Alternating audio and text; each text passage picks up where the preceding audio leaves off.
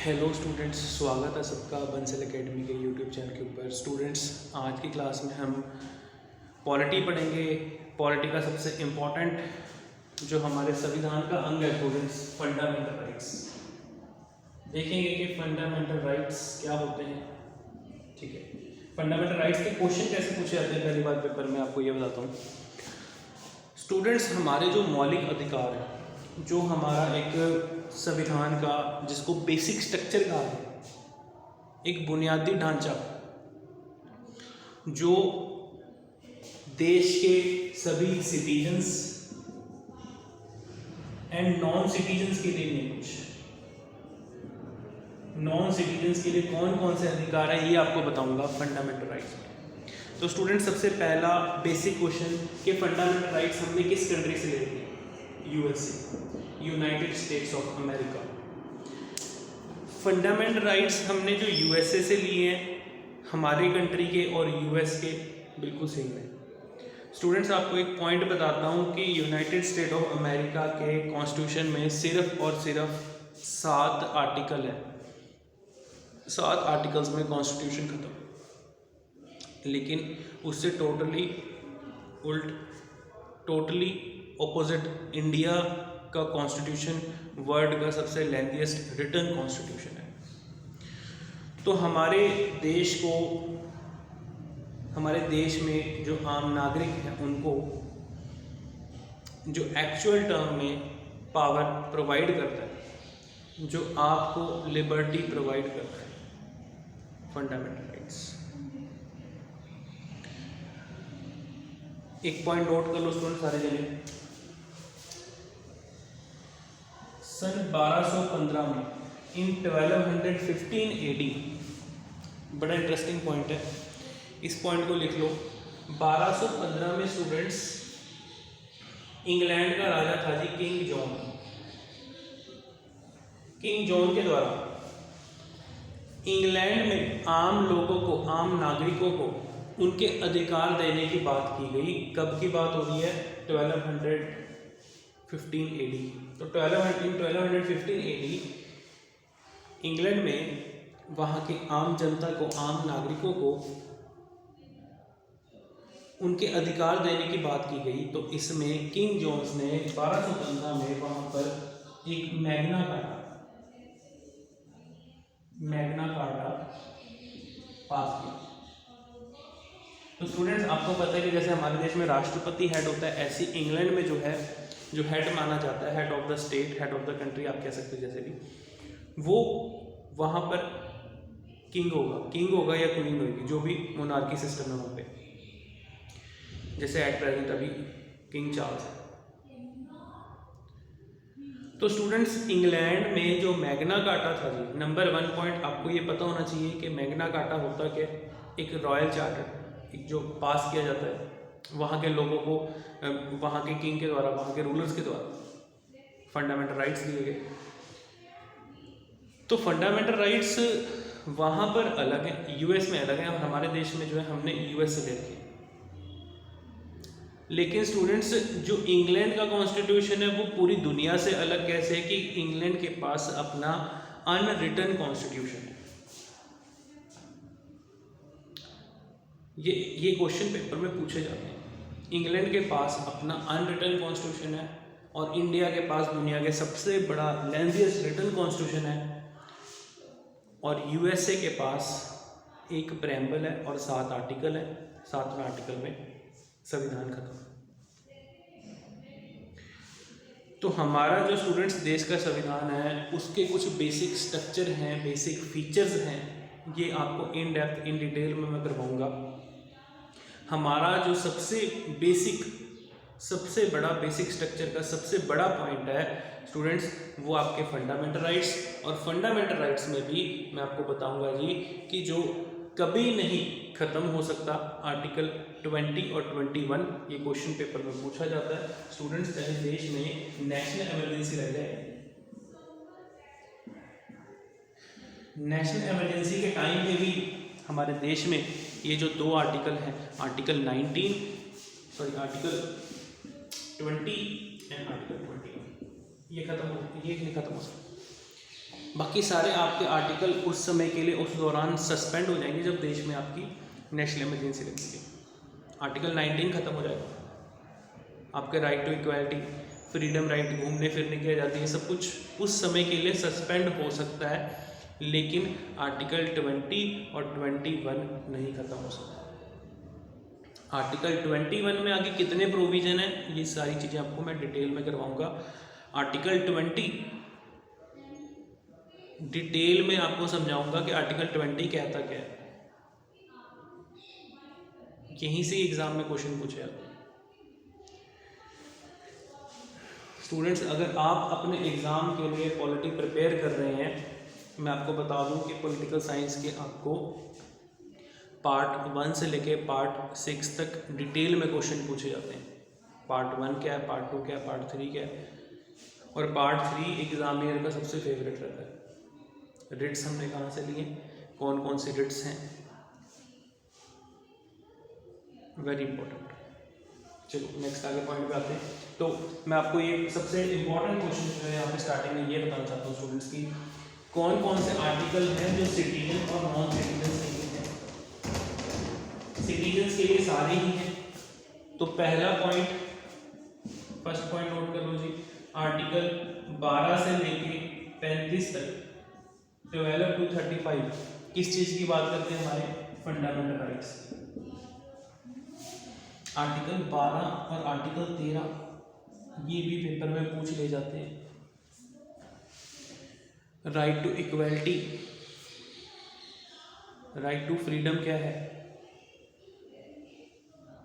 Right against exploitation क्या है, फिर उसके बाद आपके जो रिलीजियस राइट है वो क्या है, कल्चरल एंड एजुकेशन राइट, फिर आपकी रिट्स। इनमें से क्वेश्चन डिटेल में पूछे जाते हैं स्टूडेंट्स। आर्टिकल 12 एंड 13 जो आर्टिकल 12 और 13 हैं, यहाँ पर डेफिनेशन है, डेफिनेशन ऑफ फंडामेंटल राइट्स, जिसमें बता रखा है साफ साफ कि चाहे वो देश की पार्लियामेंट है, स्टेट लेजिस्लेटिव असेंबली है, कॉरपोरेशन है, म्यूनसिपल कॉरपोरेशन है, म्यूनसिपालिटीज़ हैं, आपकी पंचायत हैं, या कोई और अदर गवर्नमेंट ऑर्गेनाइजेशन है, कोई भी लोगों के फंडामेंटल राइट्स के साथ छेड़छाड़ नहीं कर सकता। किसी भी एंगल में जब आप देखते हो पब्लिक के साथ, आम जनता के साथ उनके जब बेसिक राइट्स की उल्लंघना होती है तो वो case direct under article 32 supreme court जाता है। तो स्टूडेंट्स आपको मैं डिटेल में केसेस कराऊंगा, ठीक है, AK गोपालम केस से लेके XYZ नीचे शाह बानो केस, सारे केसेस आपको जो पेपर के एग्जाम पॉइंट ऑफ व्यू से इंपॉर्टेंट है वो सारे। केशव नंद भारती केस क्या था, बेरूबेरी केस क्या था, मिनरल मेल केस क्या था, ये सारे केसेस आपको करवाऊंगा। और इनमें से बेसिक स्ट्रक्चर की जितनी बार उल्लंघना की गई है, बेसिक स्ट्रक्चर जितनी बार डिस्टर्ब किया गया है, उतनी बार जो इम्पोर्टेंट केस कोर्ट में गए। मेनका गांधी केस क्या था, तो ये चीज़ें हम क्लास में पढ़ेंगे स्टूडेंट्स, ठीक है।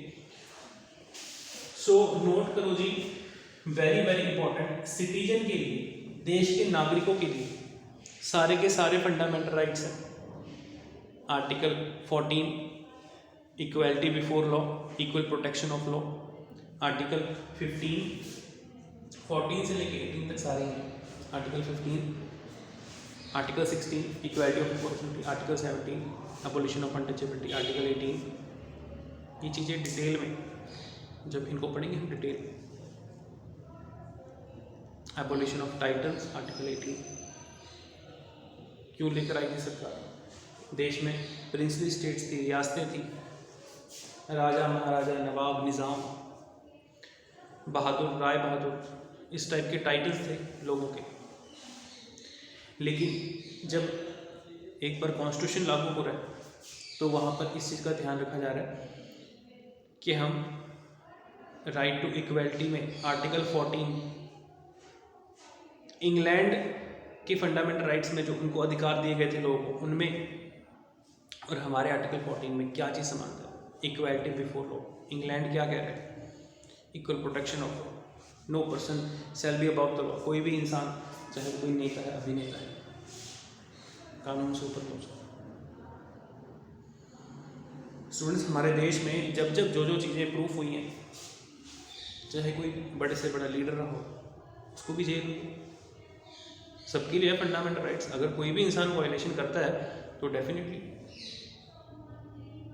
उसके लिए भी वही कानून है, चाहे कोई पर्सन किसी भी कास्ट, रिलीजन, रेस का है, किसी भी सोशल क्लास से, सबके लिए। ये आर्टिकल 14 स्टूडेंट्स, आर्टिकल 14 सिटीजन्स के लिए भी है और नॉन सिटीजन्स के लिए भी है।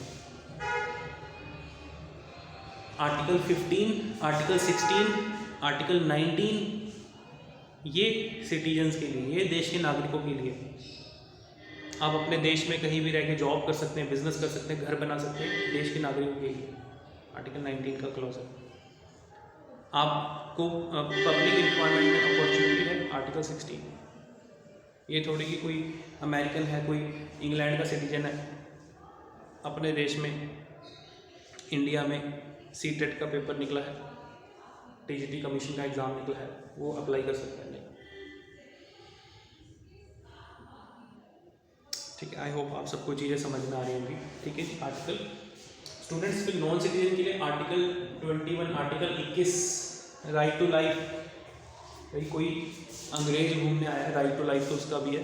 हमारे देश में कोई बहुत दुनिया आती है अभी इंडिया में, कोई भी नागरिक जो गैर नागरिक है, देश का नागरिक नहीं है, वो भी देश में आकर रह सकता है। जितना उसका टाइम लिमिट है वीज़ा का, उतने समय के लिए वो रह सकता है, देश में घूम फिर सकता है। आर्टिकल 21 किसी का वॉयलेट नहीं हो सकता। तो स्टूडेंट्स, एक पॉइंट नोट कर लेना जी, पेपर में क्वेश्चन ये पूछा जाता है कि जब हमने कॉन्स्टिट्यूशन ऐड किया था, अपने फंडामेंटल राइट्स में, कॉन्स्टिट्यूशन में फंडामेंटल राइट्स ऐड किए थे, तब हमारे कितने आर्टिकल्स थे फंडामेंटल राइट्स के? तब हमारे फंडामेंटल राइट्स कितने थे, अब कितने हैं? मैंने अभी आपको गिना दिए। आज की डेट में 6 फंडामेंटल राइट है, तब 7 हुआ करते थे।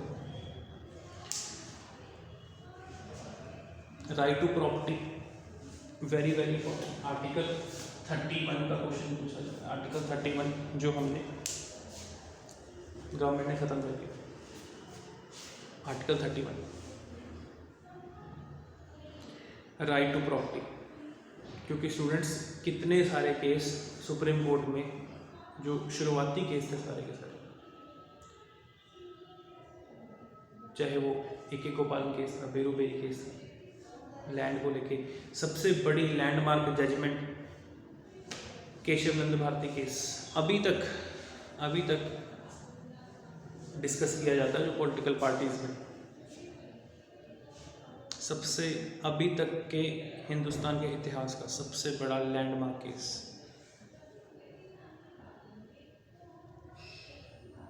जिसमें 13 जजेस की बेंच बैठी थी और 13 में से 7 जजेस ने केशव नंद भारती जी के हक में केस सुनाया था। And case was related right to property, Keshav Nand Bharati versus state of Kerala. सीधा केस सुप्रीम कोर्ट लगा था। और 13, क्योंकि जितने भी बड़े केसेस होते हैं ना, उसमें बड़े बड़े जजेस की बेंच बैठती है, एक जज नहीं होता। तो 13 में से 7 जजेस ने स्टूडेंट्स यहाँ पर केशव नंद भारती के हक में केस सुनाया था। केशव नंद भारती जब इस केस को जीतते हैं, 1973 केस, डिटेल में कराऊंगा केसेस आपको सारे। तो उस केस में जब जजमेंट आया, एक लैंडमार्क डिसीजन सुप्रीम कोर्ट का आम जनता के हक में, इसके बाद सरकार ने, गवर्नमेंट ने, अब देखो टोटली ख़त्म नहीं कर सकते, फंडामेंटल राइट बेसिक स्ट्रक्चर का पार्ट है। तो राइट टू प्रॉपर्टी को आर्टिकल 31 से हटाकर आर्टिकल 300A में डाला गया। इसको आपका प्रॉपर्टी राइट को लीगल राइट बनाया गया। ये सरकार जो है, गवर्नमेंट ने इस चीज़ की दलील दी कि भाई अगर गवर्नमेंट किसी की लैंड एक्वायर कर रही है, वो पब्लिक प्रॉपर्टी, पब्लिक प्लेसेस बनाने के लिए कर रही है। वहाँ पर कल को school, bus stand, college, hospital, railway, roads, national जो आपके नेशनल हाईवेज़ हैं, गवर्नमेंट ने ये चीज़ें कंस्ट्रक्ट करनी है तो कैसे करेगी? इसके लिए तो डेवलपमेंट के लिए लैंड चाहिए, तो गवर्नमेंट किसी की भी लैंड को एक्वायर कर सकती है और बदले में जो मुआवजा होता है, जो कंपनसेशन रहता है, वो गवर्नमेंट लोगों को देती है। जितनी बार सरकारें बदलती हैं, लोग 2-2, 3-3 बार मुआवजा ले जाते हैं सरकार से। लीगल राइट है, फंडामेंटल राइट को हटाकर, ठीक है। तो कहने का मतलब ये कि जो 44th अमेंडमेंट थी, जब ये चीज़ हटाई गई, कह सकते हो आप डिलीट किया गया, या फिर आप कह सकते हो कि आर्टिकल 31 से हटाकर उसको रिप्लेस किया गया, 300A में डाला गया। तो ये एक सबसे बड़ा डिसीजन था। तो स्टूडेंट्स, जो फंडामेंटल राइट्स है, इसको आम नागरिकों के लिए, सिटीजन्स के लिए ये पॉजिटिव एस्पेक्ट माना जाता है, और सरकारों के लिए, गवर्नमेंट के लिए ये नेगेटिव सेंस में माने जाते हैं फंडामेंटल राइट्स। तो आई होप आप सबको मेरी बात समझ में आई होगी, ठीक है। ऐसे ही इम्पॉर्टेंट आपके एग्ज़ाम रिलेटेड इंफॉर्मेशंस के लिए स्टूडेंट्स चैनल को सब्सक्राइब करो, वीडियो अच्छी लगे वीडियो को लाइक करके जाओ, और किसी भी प्रकार से आप लोगों को कोई भी क्वेरी है, कोई समस्या है, तो नीचे जो डिस्क्रिप्शन में आपको नंबर दिए गए हैं उन पर आप कांटेक्ट करके, कॉल करके अपनी क्वेरीज सॉल्व कर सकते हो। Thank you.